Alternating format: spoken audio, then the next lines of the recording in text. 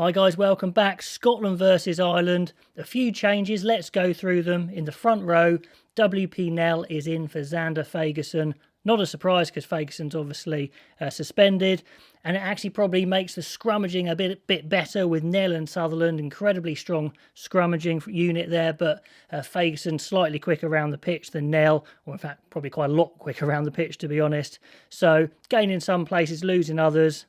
Turner's been outstanding for them at hooker. Again, knocking on the door of line selection, potentially a bit of a bolter. In the second row, it's the same pairing of Cummings and Gray. I did want Richie Gray to partner his brother Johnny Gray, but he's not even in the squad, so I'm a bit disappointed with that.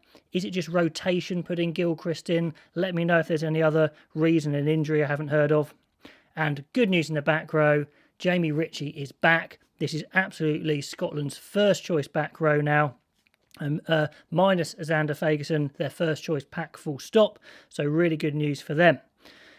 Going into the back, so pretty much standard in the main. Ali Price and Russell, absolutely ever-present pairing at half-back.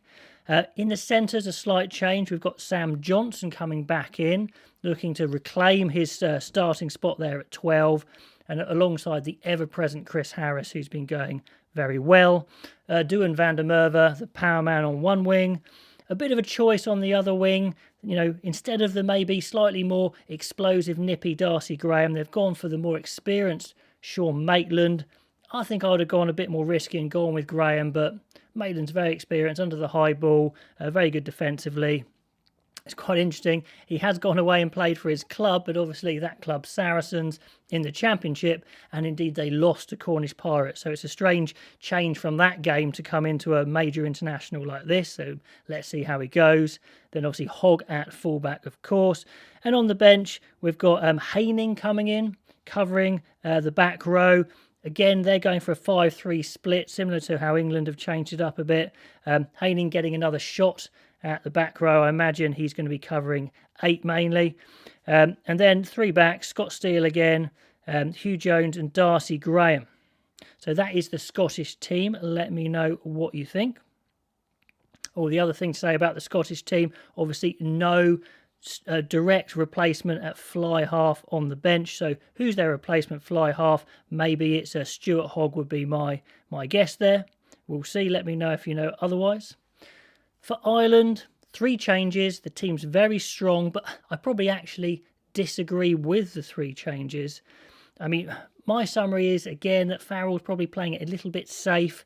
Herring coming in for Kelleher, safer at the set piece, not as good round the park. And, you know, for the future, it's probably Kelleher for the future.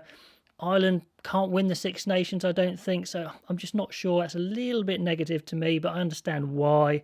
Same with Earls for Lama. Lama a bit more exciting, plus the future, but he's gone for the experience, going for that win, maybe playing it a bit safe. Anyway, scrum half's interesting. I thought they'd bring back Conor Murray if he was fully fit. Does it mean he's not fully fit, or just that he's so happy with Gibson Park that he's staying there? So let me know what you think. A massive shame not to see Casey on the bench. I think that's a bit of a wasted opportunity, to be honest. Tell me if you agree. So front row, extremely strong set piece, probably their best set piece front row they could go for. Healy, Herring and Furlong. Then we've got Henderson and Ryan, who seem to be forming a very good partnership, probably their best second row pairing. In the future, maybe we'll see Baird getting a starting spot, but I think that's right for now. Then Tyburn carrying on at 6, which I really like, gives them some extra bulk. A really strong big 6. Connor's muscling in at 7. Is he making that his starting spot? Getting first choice 7. Stander ever present at 8. In the back line, like I said, Gibson Park and Sexton. Centres, obviously Henshaw and Ringrose, their best centres. And in the back line, a shame not to see Lama starting. But then we've got Lowe, Earls and Keenan, who's been great.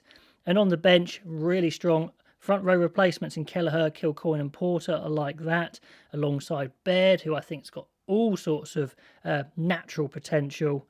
Conan, be interesting to see if he comes on and offers something slightly different to Stander. Then Murray on the bench, which is obviously unusual for Murray. Normally he'd be starting.